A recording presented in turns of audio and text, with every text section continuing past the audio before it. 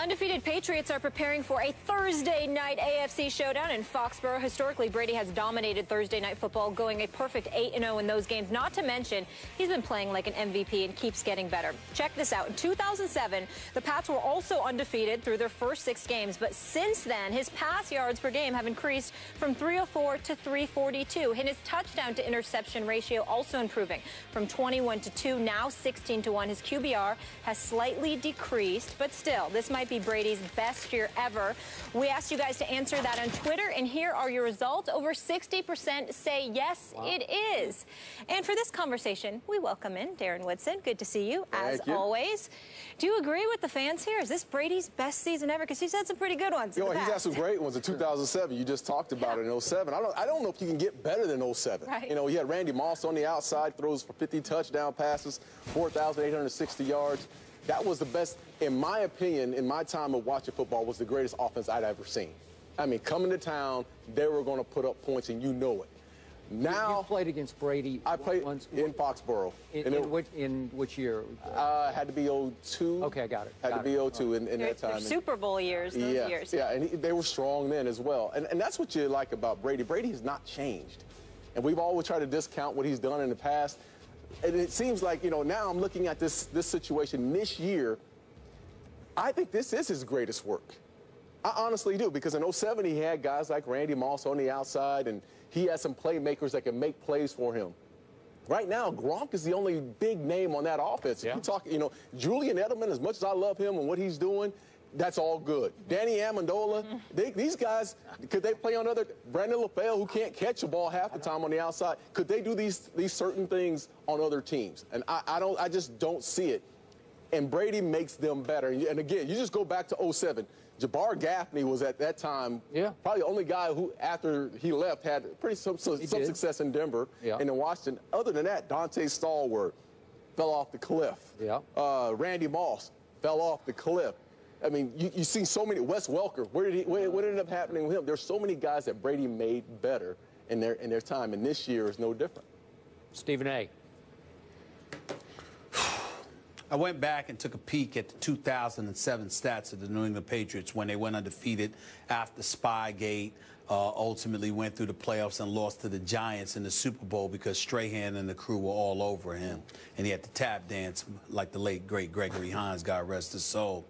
But, you know, before that, looking at his numbers, 50 touchdowns, just 8 interceptions, QBR of 84, 68% completion percentage, nearly 5,000 yards, 48 and change to be exact. Brady's on pace to throw less than the 8 interceptions. I don't know if he's on pace. I don't think he's on pace, rather, to throw 50 touchdowns. No. But I do believe that the numbers are relatively similar. I don't blame him for having the mindset that he's playing better now than he ever has. I can't definitively blame you nor anybody else if you think that. But it was just something special back then about Brady to Randy Moss to Wes Welker. It was something special. I mean, Lawrence Maroney was your quarterback. But I just looked at it, Skip, and running back. In all, he was a running back. He was a running back for them. In all honesty, guys, and Molly, here's why I think back to 2007. It's one moment that I'll never forget about Brady as long as I live. They had Randy Moss on a fly pattern, if I remember correctly, Darren. And they missed it against the Giants in a final regular season game. They missed it. The very next play, they called the same play. Oh, yep. And Baum threw it up there, and Brady connected with Moss for the 50th touchdown. Okay? I just thought that that moment was so special because it was like they were literally saying, yeah, we're going to do what we want to do.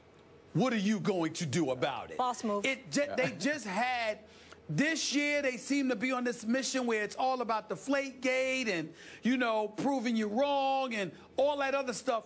Before, yeah, you had Spygate, But remember, that was legitimate. They could use it as a motivational tool all they wanted to. But what was undeniable was that it was legitimate because it was Spygate. You're spying and you're not supposed to be doing that, and, you know, all of this other stuff. And Lord knows how many tapes the commissioner's office had and all of this other stuff. But they just went out on the field and said, we're going to show you we're better. That's entirely different than being out there now, being ticked off and basically taking it out on everybody because you have a superior system with superior personnel, a superior coach, et cetera, et cetera.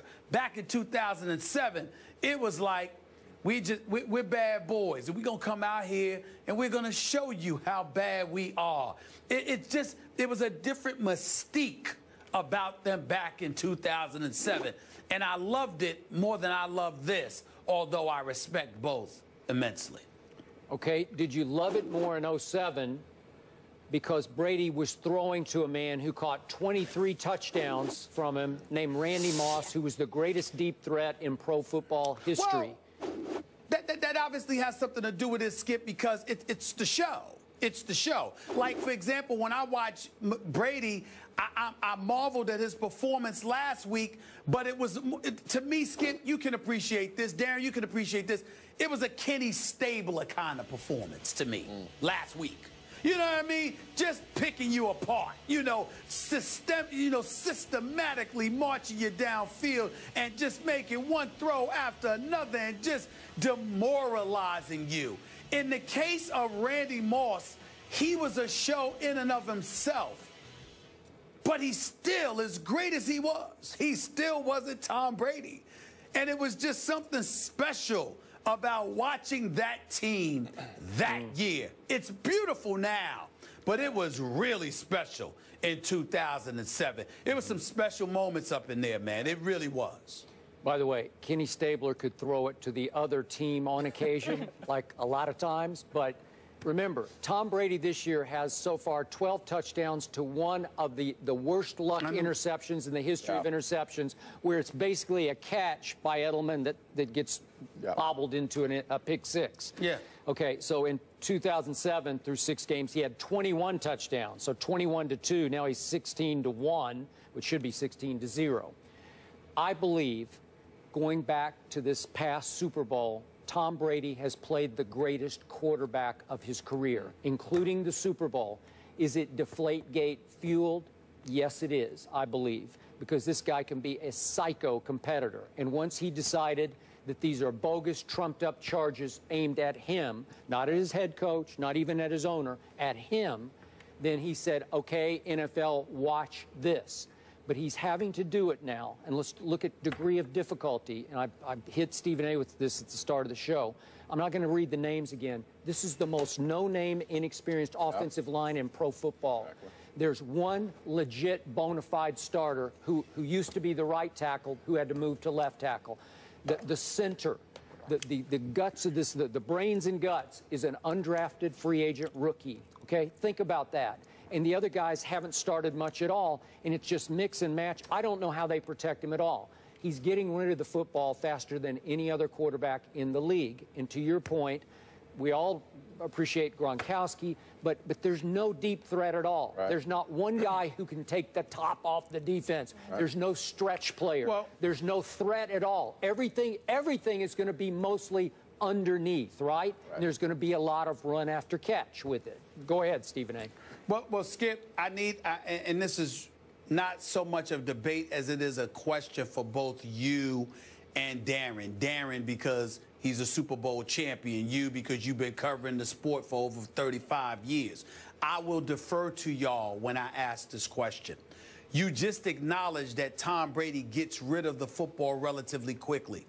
And because he's so skilled at doing so, and New England's so skilled at their short precision passing offense, isn't it plausible that when you keep bringing up the offensive line, that, dare I say, it's not that big of a deal because you can't send the house to Tom Brady because you constantly have to look for the little dip and dunk play here or there. Look at what happened with Rob Gronkowski in that touchdown last year when the Patriots gave up the blitz on the left side from the New York Jets. They didn't even block them because Tom Brady knew that that would leave Rob Gronkowski wide open. It was a play that they had manufactured during the game because they saw what the Jets were doing, and they had that kind of switch up going on. I'm saying if you can't send the house at him because he's getting rid of the ball so quickly, then why make such a big deal I think about the offensive line that he's working with? You know, I think that really speaks to his brilliance. I really do. I mean, exactly what you just said. It speaks to his brilliance because of this. When you have that open field, and they like to throw the ball, they're not going to run the ball consistently. They're going to throw the ball. They run the ball last week 5 times. Yeah, they just gave it up. Yeah. He is finding the mismatch that he wants to find. And he's seeing the entire defense. So when the defense gets lined up, he's finding he knows what defense they're in. And this is what speaks to the brilliance as a quarterback. You have to make a quick second decision. That decision has to come in and out, and the ball has to be out of your hands because you know that your offensive line can't protect. Yeah. So find the mismatch, go at that mismatch. Brady has been perfection. You just look at everyone else around the league. I looked at Matt Castle last week with my Dallas Cowboys. Yeah. There's mismatches, there's one-on-ones, but he can't find a one-on-one, nor can he pull the trigger to make the decision. But Darren, here's what I'm asking you. Because of the brilliance of Tom Brady, his football IQ, isn't it plausible that guys are actually scared to rush after him? Yeah. Because you're constantly watching. Absolutely. Oh, my goodness. So that's what I'm saying. But that's what I'm saying when I talk to Skip about the offensive line and why it's not a big deal. Because you can't come at him the way people would normally come at him because he's so brilliant. You don't know when he's setting you up to come at him, just so he could dip it to somebody else. But that's my point. Okay, you're right. But to Darren's point, it's extremely difficult to see the mismatch pre-snap and execute it and make the right choice. Because if you guess wrong, if you read wrong, it's going to be going the other way like Matt Castle was. But not for him, not for somebody that's been around since 2000 and has played at an elite level for the last 10, 12, 14 years. It's not difficult for him. That's the point. You can't sit up there and go like this. Do you see how difficult that is? No, that's not. He knows what he wants to do. They're trying to figure out what Tom Brady is going to do. He is a complete master of his offense in New England. Most quarterbacks are not a master of their offense. So, bottom line, you're saying you are not impressed with Tom Brady, correct? No, I'm not saying that at all. Well, you're discounting what he's pulled off. No, I'm saying to you, you need to stop bringing up the offensive line because it's really irrelevant when it comes to him. He doesn't need an offensive line. He could do this without a line, right? Right. They shouldn't even send a line out there. He should just go out there by himself. You don't really need one. You know?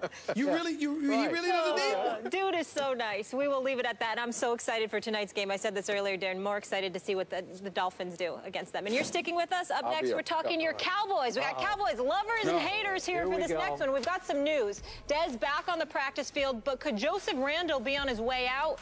We have a Big D update on the other side of the break. Stay here.